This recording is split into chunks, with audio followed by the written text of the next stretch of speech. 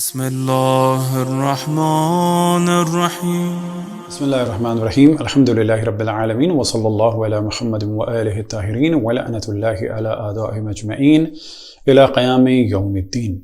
اس سے پہلے گفتگو کا آغاز ہم توجہ دلائیں کہ تمام ادیان و مذاہب کا احترام ہے اور ڈائلاگ کی فضا ہونی چاہیے، اور بلا شک اہل سنت کے جتنے بھی فرقے ہیں اس کے علاوہ چاہے وہ دیوبندی ہوں، بریلوی ہوں، اہل حدیث ہوں، یا اسی طرح سے آخانی ہوں، گوری ہوں، عباسی ہوں، دروز ہوں، علوی ہوں، یہ سب مسلمان ہیں اور ہر انسان کی جان مال و عزت آبرو کا احترام ہونا چاہیے اور گفتگو علمی طریقے سے ہونی چاہیے۔ اس وقت ہماری گفتگو کا اصل موضوع یہ ہے کہ لاہور کے ایک مدرسے میں ایک کانفرنس میں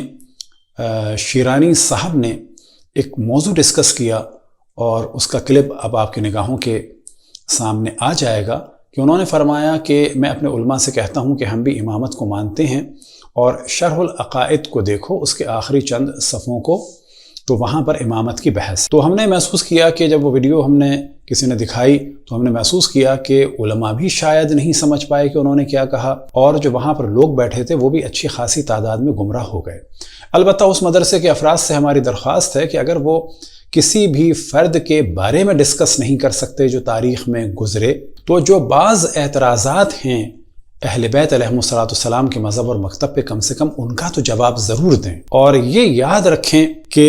نظام امامت کا دار و مدار اگر ان کے نزدیک، مجھے نہیں معلوم ان کے نزدیک کیا ہے، اگر نظام امامت کا دار و مدار ان کے نزدیک امامت مولا امیر المؤمنین علیہ السلام ہیں، تو وہ سب سے پہلے پاکستان میں امامت مولا امیر المؤمنین علیہ السلام کو ڈسکس کریں، امام حسن علیہ السلام، امام حسین علیہ السلام، یہاں تک کہ امام زمان علیہ السلام کی امامت کو ڈسکس کریں، اور جب وہ ثابت ہو جائے گی اکثریت پاکستان کے نزدیک تو پھر نوبت آئے گی ولایت فقیہ۔ اب یہ جو سارے لوگ وہاں پر، خصوصاً جو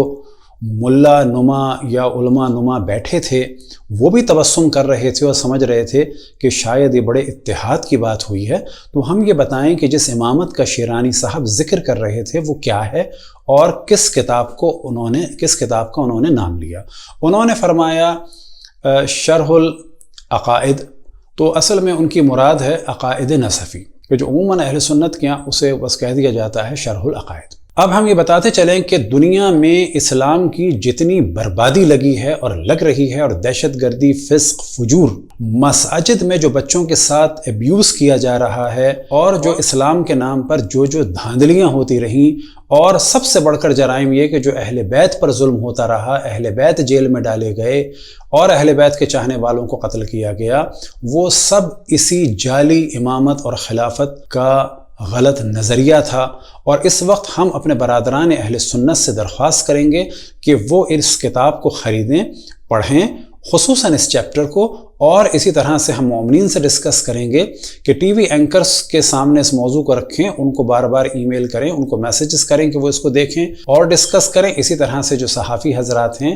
اور جو بعض وزراء ہیں، اسی طرح پاکستان کے پرائم منسٹر اور دیگر منسٹرز اس کو ضرور دیکھیں، ان کی آپ توجہ دلائیں، اسی طرح سے ججز کی توجہ دلائیں، فوج کی توجہ دلائیں۔ یاد رکھیں کہ جو موضوع ہم ڈسکس کرنے جا رہے ہیں، اسی موضوع کی وجہ سے تمام یہ دہشت گرد ہیں، فتنہ ہے، فساد ہے، بدکرداریاں ہیں، اور آپ لوگ انتہائی سادے ہیں، یعنی ہمارے برادران اہل سنت اور حتیٰ پاکستان کے ججز اور وکلا اور بہت سارے ایکٹیوسٹ وغیرہ جو ان موضوعات کو نہیں جانتے، اور وہ ایسے ہی ان مولویوں کے ہاتھ میں کھیل بنے ہوئے ہیں، اور اس کو ہم تفصیل سے ڈسکس کریں گے۔ آج تو ہم فقط جو شیرانی صاحب نے جس کتاب کا ذکر کیا اس کو ہم ڈسکس کر کے آپ کے سامنے رکھتے ہیں، تاکہ پتہ چلے کہ امامت واقعی اہل بیت علیہم السلام یا خلافت واقعی اہل بیت علیہم السلام، کیونکہ مولا امیر المؤمنین علیہ السلام خلیفہ بھی تھے اور امام بھی تھے، یعنی خلیفہ رسول اللہ صلی اللہ علیہ وسلم بلا فاصلہ، اور امت مسلمہ کے امام بھی تھے۔ اور یہ جو امامت ڈسکس کی جا رہی ہے کتب کلامی اہل سنت میں،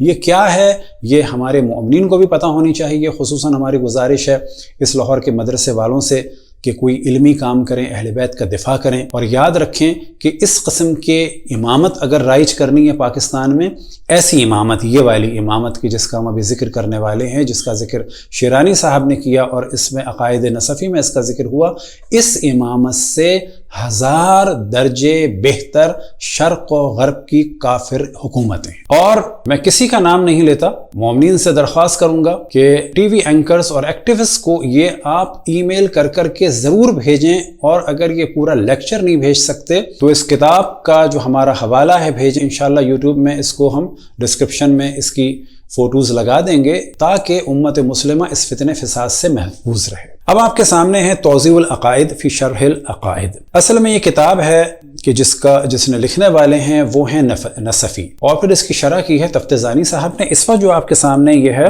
مولانا اکرام الحق صاحب کی، اور یہ کتاب ہے وفاق المدارس اہل سنت کی۔ تو یاد رکھیں کہ وفاق المدارس کے نصاب میں یہ شامل ہے، اور تمام دیوبندی اور بریلوی اس کو پڑھتے ہیں، اور اس کا دار و مدار ہے ماتوریدی عقائد پر۔ حنفیوں کی یہ مخصوصاً تمام حنفیوں کے درمیان ہے، اور جتنی مشکلات اس وقت دہشت گردی کی صورت میں نظر آ رہی ہیں اسے ہم تفصیل سے اگلی نشست میں اور بیان کریں گے دیگر حوالوں کے ساتھ، کیونکہ اس وقت ہم صرف اس کتاب کو ڈسکس کر رہے ہیں۔ اور آپ کے سامنے اس وقت اس کا انڈیکس ہے، اور انڈیکس کو اگر آپ دیکھیں تو پہلی ہیڈنگ ہے امام فسق کی وجہ سے معزول نہیں ہوگا۔ دوسری ہیڈنگ ہے اہل سنت و جماعت کے نزدیک ہر نیک اور بد کے پیچھے نماز پڑھنا جائز بشرطے کہ اس کا فسق کفر کی حد تک نہ پہنچا ہو، یعنی شراب پیے، فاسق و فاجر و زانی و شرابی ہو، چائلڈ ایبیوز کرے مسجد میں، کوئی حرج نہیں ہے ان کے حساب سے، بس وہ کوئی اللہ کا انکار نہ کرے، رسول اللہ کا انکار نہ کرے، باقی جو ہے وہ ان کے نزدیک چلے گا۔ اب آپ کے سامنے ہے صفحہ نمبر 494، اور یہاں پر اصل ہیڈنگ ہے، اور اللہ کا شکر ہے کہ اس کو ہم تقریباً 15 سال پہلے بھی پڑھ چکے ہیں۔ ہمارے جو ریکارڈز ہیں عقائد کے، اگر آپ لیکچرز دیکھیں تو وہاں پر بھی ڈسکس کر چکے۔ ایک واقعہ میں تیزی سے بیان کرتا چلوں کہ جس وقت میں 6 یا 7 کلاس میں تھا تو ایک خبر آئی تھی کہ پنجابی فلموں کے ایک ایکٹر کہ جو دنیا میں اب نہیں رہے، کہ اللہ ان کی بخشش فرمائے، ان کے درجات کو بلند فرمائے، ان گناہوں کو معاف فرمائے، ان کے گھر میں نماز تراویح ہوتی تھی اور لوگ شرکت کرتے تھے۔ تو 7 یا 6 کلاس میں جب میں تھا اور جب میں نے یہ دیکھا تھا تو اس وقت جبکہ میں مذہبی بھی نہیں تھا، مجھے معلومات بھی نہیں تھی، لیکن اتنا پتا تھا کہ نماز ہوتی ہے کسی دیندار آدمی کے پیچھے، اور اتنا پتا تھا کہ جو اچھا ہو۔ حتیٰ لفظ عادل کی بھی ہمیں اس وقت کوئی معرفت نہیں تھی کہ عدل کیا ہے، عادل کیا ہے، لیکن پتا تھا شریف آدمی ہو۔ تو اس وقت بھی میں سوچتا تھا کہ یہ جو لوگ نماز پڑھنے گئے، یہ ایکٹروں کو دیکھنے گئے، کیونکہ ایسوں کے پیچھے نماز تو ہو نہیں سکتی، خیر اللہ ان کی مغفرت فرمائے۔ تو لیکن جب میں نے 15 سال پہلے، شاید 20 سال پہلے عقائد نصفی پڑھی تو اس دن مجھے اپنے اوپر ہنسی آئی کہ میں کتنا حسن ظن رکھ رہا تھا علماء اہل سنت سے، اور اب پتہ چلا کہ نہیں، ان کے ہاں تو ہر فاسق اور فاجر کے پیچھے نماز ہو سکتی ہے، اور وہ ایکٹر کہ اللہ ان کی مغفرت فرمائے پنجابی فلموں کے ہیرو تھے، وہ قطعاً اہل سنت کے لاکھوں علماء سے بہتر تھے۔ اب آپ کے سامنے یہ ہے وَلَا يَنْعَزُلُ الْإِمَامُ بِالْفِسْقِ أَيْ خُرُوجْ عَنْ طَاعَةِ اللَّهِ، کہ اب اس کا ترجمہ کیا ہے؟ اور امام فسق کی وجہ سے معزول نہیں ہوگا، یعنی اللہ تعالیٰ کی اطاعت سے خارج ہو جانے کی وجہ سے۔ یعنی اگر کوئی امام ہے، یا امام سے مراد امام جماعت نہیں ہے، یا امام سے مراد ہے امام مسلمین، یہ بھی یاد رکھیں، اور ظلم کی وجہ سے، یعنی اللہ تعالیٰ کے بندوں پر ظلم کرنے کی وجہ سے، اس لیے کہ فسق ظاہر ہوا اور ظلم پھیلا ائمہ اور عمرا کی جانب سے خلفائے راشدین کے بعد، اور سلف ان کی فرما برداری کرتے تھے، اور ان کی اجازت سے جمعہ اور عیدین کی نمازیں قائم کیا کرتے تھے، اور ان پر خروج یعنی بغاوت کو جائز نہیں سمجھتے تھے، اور اس لیے کہ عصمت امام کے لیے ابتداءً شرط نہیں تو بقاءً بدرجہ اولا شرط نہیں۔ اب کیونکہ شیعہ امامت میں عصمت کے قائل ہیں تو یہ فرما رہے ہیں کہ امام کے لیے کیونکہ عصمت شرط نہیں تو اب وہ کیا کرے؟ وہ فاسق بھی ہو سکتا ہے، وہ ظالم بھی ہو سکتا ہے، جبکہ عصمت کے معنی یہ ہیں کہ گناہوں سے بچنے پر اللہ کی جانب سے قدرت۔ اب اگر کوئی گناہوں سے نہ بچ سکے تو کم سے کم امام زانی اور شرابی تو نہ ہو۔ تو یہ اپنی قوم کو، یعنی اہل سنت عوام کو، کہ جو بلا شک مسلمان ہیں، ہمارے بھائی ہیں، اور ان کو بیدار ہونا چاہیے اپنے ان علماء سے کہ جو عالم اسلام میں المناٹی کی صورت میں اور فری میسن کی صورت میں ایک مافیا کی طرح سے ہیں، کہ جو اسلام کی جڑوں میں بیٹھ گئے اسلام کو بدنام کرنے کے لیے۔ اور یہ کتاب انٹرنیٹ پہ بھی آپ کو مل جائے گی، اور آپ بازار سے جا کے اس کو خریدیں اور اس کو ٹی وی پہ لا کے ڈسکس کریں۔ اس کے بغیر آپ دہشت گردوں کی دہشت گردی کو کنٹرول نہیں کر سکتے، اور اگلی قسم میں انشاءاللہ وہ طریقہ بھی بتائیں گے کہ ان مولویوں سے کس طرح سے آپ فتویٰ دلوائیں۔ اب یہاں پر اگلی ہیڈنگ ہے کیا؟ وقولہ ولا ينعزل الامام بالفسق، یہاں سے ماتن یہ فرما رہے ہیں کہ امام فسق مثلا شراب نوشی اور زنا وغیرہ کی وجہ سے اللہ تعالیٰ کے بندوں پر ظلم کرنے کی وجہ سے معزول نہیں ہوگا۔ اس پر شارح علامہ تفتزانی نے 2 دلیلیں پیش کی ہیں۔ دلیل نمبر 1، خلفائے راشدین کے بعد جو خلفاء اور عمراء ہوئے ان میں سے فسق بھی ظاہر ہوا اور بندوں پر انہوں نے ظلم بھی کیا، اس کے باوجود سلف نے ان کی تابعداری کی اور ان کے خلاف بغاوت کو جائز نہیں سمجھا، تو اس سے یہ معلوم ہوا کہ فسق کی وجہ سے اپنے منصب امامت سے معزول نہیں ہوئے، ورنہ وہ سلف کے ہاں واجب الاطاعت نہ ہوتے۔ اب یاد رکھیں، سلف سے مراد ہے کہ جو آپ کے یعنی اہل سنت کے پرانے لوگ گزرے ہیں، تابعین وغیرہ یا بعض اصحاب بھی، اور پھر شور مچایا جاتا ہے پہلی صدی کے اور دوسری صدی کے لوگ، یہ سب سلف ہیں۔ اب اگر انہوں نے گناہ کیا، ظلم کیا، تو وہ سب کچھ جائز ہے کیونکہ انہوں نے کیا، اور اگر گناہ پہ خاموش رہے تو یہ بھی صحیح ہے کہ خاموش رہا جائے۔ مثال کے طور پر آپ سرچ کریں مولانا اسحاق کا کلپ، اور یہ اس وجہ سے کیونکہ آپ کو اطمینان ہو جائے گا، ایک صحابی تھا جس کا نام تھا بسر بن ارتاد، کہ جو واقعاً اپنے زمانے کا ہٹلر تھا۔ 30,000 سے زیادہ اس نے مسلمانوں کو قتل کیا، مسلمانوں کی خواتین کو بیچا، عزتیں لوٹیں، حتیٰ رسول اللہ صلی اللہ علیہ وسلم کے چچا زاد بھائی عبید اللہ ابن عباس کے جو مولا امیر المؤمنین کے گورنر تھے، ان کے 2 بچوں کو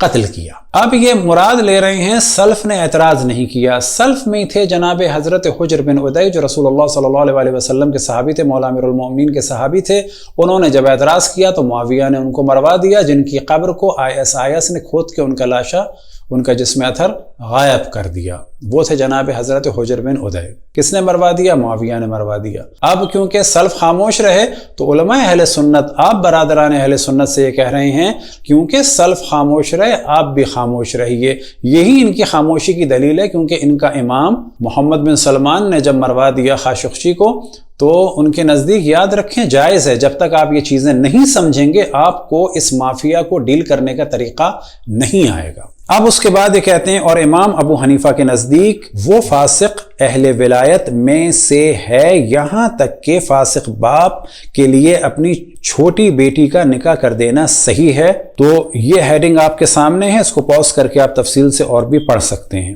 اب اس کے بعد ہم نے یہ سارا ہی موضوع چل رہا ہے کیونکہ تکرار ہو رہی ہے، 2 دلیلوں کو دوبارہ انہوں نے بیان کیا۔ امام ابو حنیفہ کے نزدیک فاسق ولایت کی اہلیت رکھتا ہے، یہاں تک کہ فاسق باپ اپنی نابالغ لڑکی کا نکاح اس کی مرضی کے بغیر کر سکتا ہے کیونکہ اس کو ولایت حاصل ہے۔ یاد رکھیں کہ ضیاء نے جو امیر المومنین بننے کا خواب دیکھا تھا وہ اسی وجہ سے، انہی عقائد کی وجہ سے ابو بکر بغدادی نے دھوم مچائی، اسی وجہ سے ملا عمر نے فسق و فجور کیا، اور جتنی دہشت گرد تنظیمیں ہیں ان کے عقائد کا، نظریات کا دار و مدار انہی کتابوں پر، خصوصاً اس چیپٹر پر ہے۔ اس کے علاوہ بھی بعض کتابیں ہیں جو آپ کے سامنے انشاءاللہ اگلی نشست میں ہم پیش کریں گے۔ اب اگر اس صفحے کو آپ پورا دیکھتے جائیے تو آپ کو کافی چیزیں مل جائیں گی کہ جس سے آپ کو پتہ چلے گا کہ یہ جو مسجدوں میں چائلڈ ابیوز ہو رہا ہے، اس کے بعد ملاؤں کی یہ جو المناٹی ٹائپ کی مافیا ہے وہ دوسری جگہ لے جاتی ہے، کیونکہ ملاؤں کے نزدیک یعنی اہل سنت ملا کے نزدیک یہ سارے کام ایک طرح سے غلط ہونے کے باوجود بھی کیا ہے، یہ پیش امام رہے گا۔ اور یہ جو لاکھوں مدرسے اس وقت طالب علم پاکستان میں ہو چکے ہیں، 50 سال کے بعد عموماً اہل سنت کا یہ نظریہ بن جائے گا، کیونکہ جب اکثریت ان کے نظریے پہ چلیں گے کہ مسجد میں اگر کوئی شراب بھی پی لے، کوئی زنا بھی کر لے، کوئی بچوں کے ساتھ چائلڈ ابیوز کرے، تو کیا کہا جائے گا کہ اس کو امام جماعت کے عہدے سے بھی نہیں ہٹا سکتے۔ تو اس وقت تو ہماری گفتگو چل رہی ہے امام اور خلیفہ کے عنوان سے کہ یہ کون سا خلیفہ کون سا امام ہے، تو آپ کو پتہ چلے گا کہ طالبان ہو، القاعدہ ہو، لشکر جنگی ہو، یہ سب جو کر رہے ہیں، اور جو ٹی وی پہ آ کے مولوی کہہ دیتے ہیں کہ یہ دین نہیں ہے، یاد رکھیں یہ دین ہی ہے ان کا، یہ جھوٹ بولتے ہیں، دین نہیں ہے۔ اگر ISIS کی حکومت بن جاتی تو یہی ملا اس کو ولی امر بھی کہتے، اولو الامر بھی کہتے، اور مثال کے طور پر جناب تقی عثمانی صاحب جو ہیں وہاں اسلامی بینکنگ بھی لے کے پہنچ جاتے۔ اب یہاں پر اگلا چیپٹر ہے کہ جس کا ترجمہ آپ کے سامنے بیان کر دیتے ہیں، اور ہر نیک اور بد کے پیچھے نماز جائز ہے، نبی علیہ السلام کے فرمان کی وجہ سے کہ ہر نیک و بد کے پیچھے نماز پڑھو، اس لیے کہ علماء امت فاسقوں اور خواہشات نفس کی پیروی کرنے والے اور اہل بدعت کے پیچھے بلا نکیر یعنی بغیر ٹوکے ہوئے وداؤٹ اینی آبجیکشن نماز پڑھتے رہے ہیں، اور وہ جو بعض سلف سے منقول ہے یعنی بدعتی کے پیچھے نماز پڑھنے سے منع کرنا، تو وہ کراہت پر محمول ہے، یعنی وہ مکروہ ہے، نہ پڑھیں تو بہتر ہے۔ اس لیے کہ فاسق اور بدعتی کے پیچھے نماز کے مکروہ ہونے میں کوئی کلام نہیں، یہ اس وقت ہے جب فسق یا بدعت کفر کی حد تک نہ پہنچ جائے۔ بس اب اگر میں تو کہتا ہوں کہ چاہے زرداری ہوں، چاہے نواز شریف ہوں، چاہے عمران خان ہوں، چاہے ہماری پاک فوج ہو، چاہے حتی جج ہوں کہ جو واقعاً انٹیلیجنٹ ہوتے ہیں لیکن ان کو نہیں معلوم ان مولویوں کے یہ گر کہ جو ایک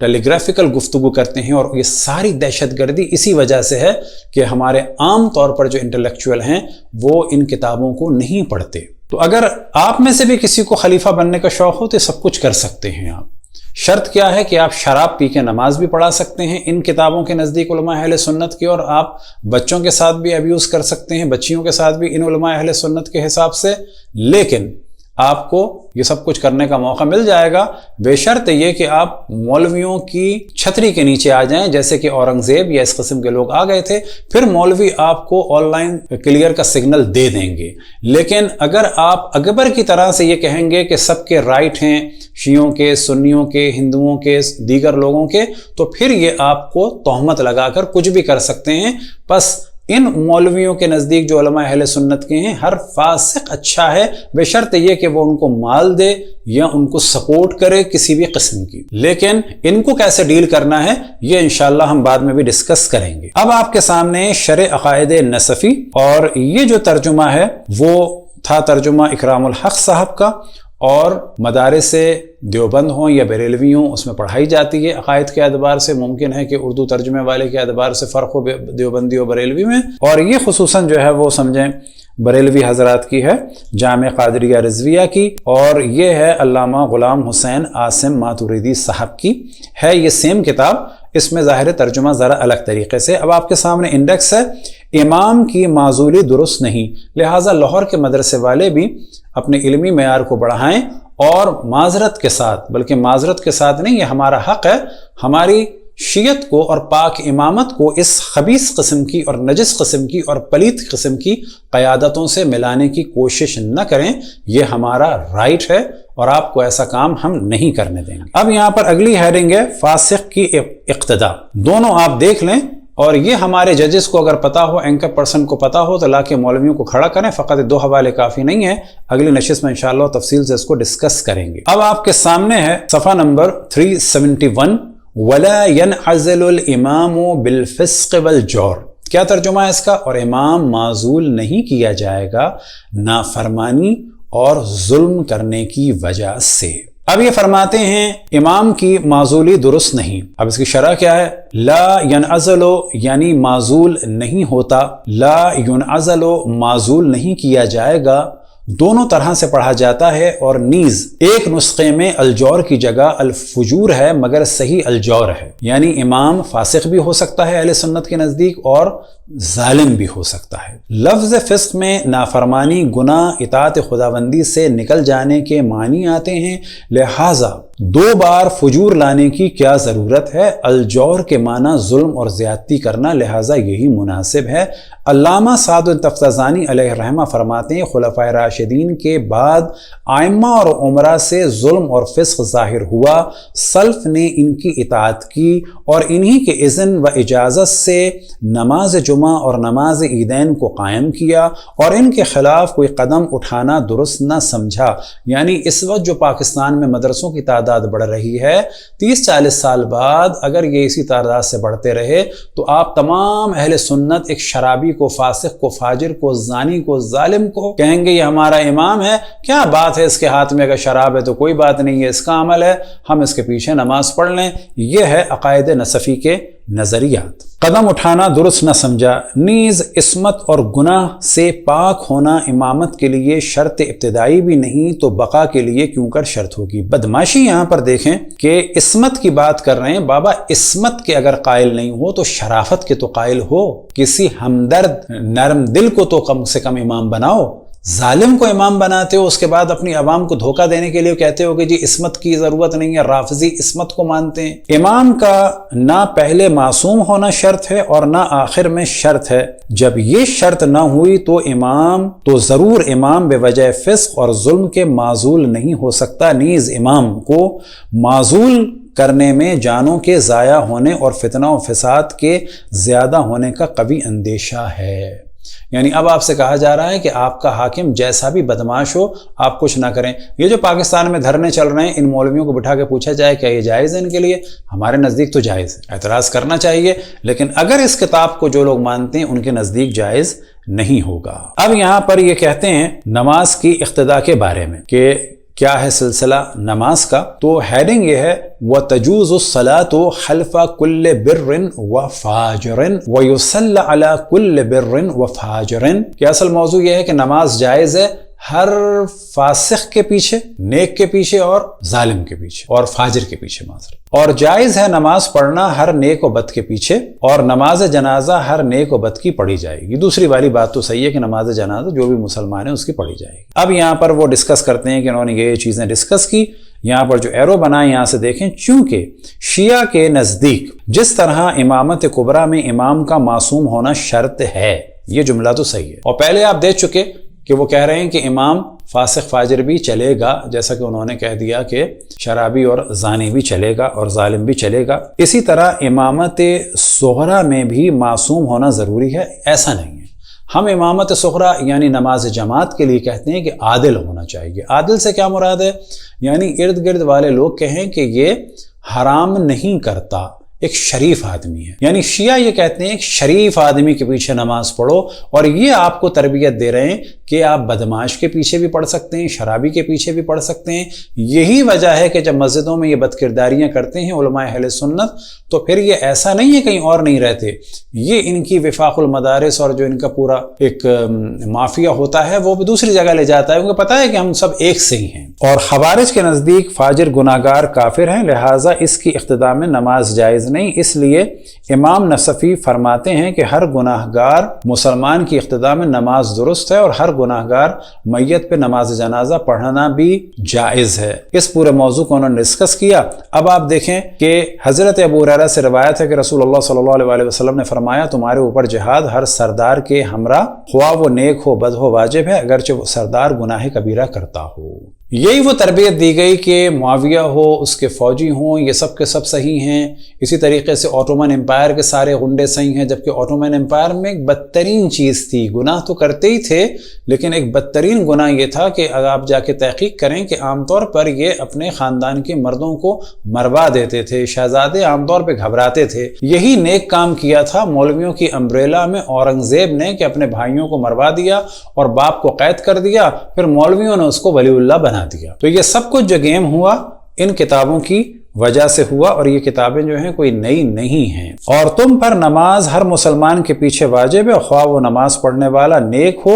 یا بد، اگرچہ گناہ کبیرہ کرے۔ گناہ کبیرہ یعنی زنا ہو گیا، لواط ہو گیا، شراب ہو گیا، قتل ہو گیا، اور جتنے گناہ کبیرہ ہیں وہ اہل سنت علماء آپ کو یہ درس دے رہے ہیں کہ آپ کی مسجد کا امام جماعت جو بھی کر رہا ہو اب اس کے پیچھے نماز پڑھیں، آپ فقط اس کے پیچھے نماز پڑھیں اور اس کے خرچوں کو اٹھائیں۔ لہٰذا اگر آپ ان کتابوں کو مانتے ہیں برادران اہل سنت کے، قطعاً وہ مسلمان ہیں اور ان کو ہم بڑا مظلوم سمجھتے ہیں، کیونکہ وہ ان فاسقوں کے ہاتھ میں کھیل بنے ہوئے ہیں، اور وہ فاسق سنی مولوی جو ہیں عموماً جو ہیں، ہم سب کو نہیں کہتے، وہ ان کو اہل بیت سے دور رکھتے ہیں، حتیٰ نواز رسول کے ذکر پر پتھر پڑواتے ہیں ہمارے معصوم برادران اہل سنت سے۔ علماء امت فاسقوں، خواہش پرستوں اور بدعتی قسم کے لوگوں کے پیچھے نمازیں پڑھا کرتے تھے بغیر کسی نکیر کے، یعنی علماء ایسا کرتے تھے اور سلف ایسا کرتے تھے، اور جو کچھ بعض سلف نے نماز کو بدعتی کے پیچھے ممنوع فرمایا تو وہ کراہت پر محمول ہے، اور اس کے مکروہ ہونے میں کوئی کلام نہیں، اور مکروہ نماز اس وقت ہوگی جب فاسق اور بدعتی حد کفر تک نہ پہنچ گیا ہو، اور اگر اس کا فسق و بدعت حد کفر تک ہو تو پھر نماز کے عدم جواز میں کوئی کلام نہیں، اور شک و شبہ نہیں کہ ان کی اقتداء میں نماز ہرگز جائز نہیں۔ یعنی آپ کوئی بھی کام کر لیں نماز ہو جائے گی، صرف آپ یہ نہ کہیں کہ اللہ نہیں ہے، یہ ختم نبوت کی بات۔ البتہ کتب اہل سنت توہین رسالت سے بھری ہوئی ہے، جس کو مجدد کہا جاتا ہے، وہ خود اپنے آپ کو ایک طرح سے کہتا تھا کہ نبوت کے آثار مجھ میں آ گئے، اور یہ ہمارا آپ کلپ دیکھ سکتے ہیں۔ اسی طریقے سے جس کا آج کل بڑا زور ہے شاہ اسماعیل کہ جس نے تقویت ایمان لکھی اور رسول اللہ کی توہین سے بھری ہوئی ہے، اور وہ لوگ جو ختم نبوت کا اور توہین رسالت کی بات کرتے ہیں، اور ساتھ میں اگر سید احمد کو کوئی سید تھا کہ نہیں تھا نہیں پتا، اس کو شہید کہتے ہیں، اس کے فضائل پڑھتے ہیں، اور شاہ اسماعیل کے جس نے تقویت ایمان لکھی اس کے فضائل پڑھتے ہیں، تو پھر ایسے ملک میں توہین رسالت یا ختم نبوت کی بات ہی اللہ نہ کرے بیکار ہو جائے گی کہ جو شاہ اسماعیل یا سید احمد جیسوں کی تائید کرے۔ علامہ علی قاری رحمۃ اللہ علیہ فرماتے ہیں کہ جو فاجر امام کے پیچھے نماز جمعہ اور باجماعت نماز پڑھنا چھوڑ دے وہ بدعتی ہے۔ آپ کو ایک پیغام دیا جا رہا ہے آپ کے مولویوں کی جانب سے کہ ہمارے برادران اہل سنت قطعاً ہمارے بھائی ہیں، ہماری جان ہیں، ہماری آبرو ہیں، ان کے جوتے ہمارے سر آنکھوں پر، لیکن آپ کو بتانا ضروری ہے، کتاب آپ خریدیں کہ علامہ علی قاری کیا فرماتے ہیں کہ جو فاجر عالم کے پیچھے جمعے کی نماز اور باجماعت نماز نہ پڑھے وہ بدعتی ہے۔ کیوں بدعتی ہے؟ تو آپ لاجک سنیے گا، اور صحیح یہ ہے کہ وہ پڑھی ہوئی نماز درست ہے اور اس کو دوبارہ نہیں پڑھنا ہے۔ وجہ کیا ہے؟ وجہ یہ ہے کہ آپ کے بڑے ظالموں کے ساتھ تھے، کیونکہ آپ کے بڑے ظالموں کے ساتھ تھے تو کہتے ہیں کہ آپ بھی ظالموں کے ساتھ رہیں۔ آپ کے بڑے ان ظالموں کو انڈوس کرتے تھے، ان کو جسٹیفائی کرتے تھے، تو وہ آپ جیسے پڑھے لکھے ججز سے، فوجیوں سے، ایکٹیوسٹ سے، صحافیوں سے یہ کہہ رہے ہیں علامہ علی قاری صاحب کہ اگر آپ نے ایک چائلڈ ایبیوز کرنے والے کے پیچھے نماز نہیں پڑھی تو آپ بدعتی ہو جائیں گے۔ لہٰذا آپ کبھی بھی جب آپ کے یہاں کچھ ہو، اہل سنت کی مساجد میں کوئی مولوی کچھ کرے، تو علامہ علی قاری یہ صاحب فرماتے ہیں کہ اس کے پیچھے آپ نماز پڑھتے رہیں، اور یہ نظریہ اس کتاب کو جن لوگوں نے اپنے کورس میں شامل کیا ان کا یہی نظریہ ہے، اور ان مدرسوں سے ایسے لوگ اس وجہ سے نکل رہے ہیں۔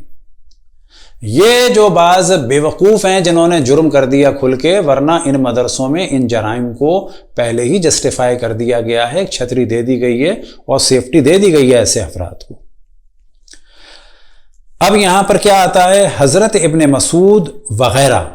یعنی جتنے بھی آپ کے اصحاب تھے یہ سب کام کرتے تھے کچھ جان کی خوف سے، لیکن جیسے کہ اعتراض کیا جناب حجر بن عدی نے تو ان کو معاویہ نے مروا دیا۔ حضرت ابن مسعود وغیرہ یعنی اور بھی جو اصحاب تھے، ولید ابن عقبہ بن ابی معیط کے پیچھے نماز پڑھا کرتے تھے، اور وہ شراب پیا کرتا تھا، ایک دفعہ نہیں پیتا تھا، شرابی تھا، یہاں تک کہ اس نے ایک مرتبہ صبح کی نماز 2 رکعت کے بجائے 4 رکعتیں پڑھا دیں، پھر اس نے کہا تمہیں اور زیادہ دوں، یعنی اور پڑھا دوں، کم ہے تو 4 کی جگہ 6-8 پڑھا دوں۔ حضرت عبداللہ ابن مسعود نے فرمایا کہ ہم تو پہلے ہی زیادہ پڑھ چکے ہیں۔ اب یاد رکھیں کہ یہ جو دین آپ کو مل رہا ہے ان مولویوں سے، یہ اس صورت میں مل رہا ہے۔ اب کیا کہا جائے گا؟ دیکھیں ان کے آپ گیم کو سمجھنے کے لیے آپ کو ان کی چیزیں پڑھنی پڑیں گی۔ یہ کیا کہتے ہیں؟ ولید ابن عقبہ بن ابی معیط کے پیچھے نمازیں پڑھا کرتے تھے اور وہ شراب پیا کرتا تھا، یعنی شرابی تھا وہ، اور مشہور شرابی تھا، لیکن کیا تھا کہ لوگ اس کی گواہی نہیں دے پاتے تھے۔ اور کیا تھا کہ وہ جناب عثمان کا سوتیلا بھائی، والدہ کی جانب سے بھائی تھا، باپ کی جانب سے نہیں، والدہ کی جانب سے، کوفے کا گورنر تھا، حضرت عثمان نے پوری سپورٹ دی ہوئی تھی۔ پس اب کیا کہا جائے گا آپ کے علم کلام میں کہ خلیفہ اپنے بھائی کو، چاہے وہ زانی شرابی ہو، اس کو سپورٹ کر سکتا ہے۔ تو یہاں پر بھی یہی ہو رہا ہے، وہ شراب پیا کرتا تھا اور لوگ نماز پڑھا کرتے تھے، بس کیونکہ وہ شراب پیا کرتا تھا تو اہل سنت کا امام جماعت پی سکتا ہے، اور آپ سے کہا جا رہا ہے کہ آپ اس کے پیچھے نماز پڑھا کریں۔ یہ خریدیں کتابیں، آپ عقائد نصفی کی بہت شروعات ہیں،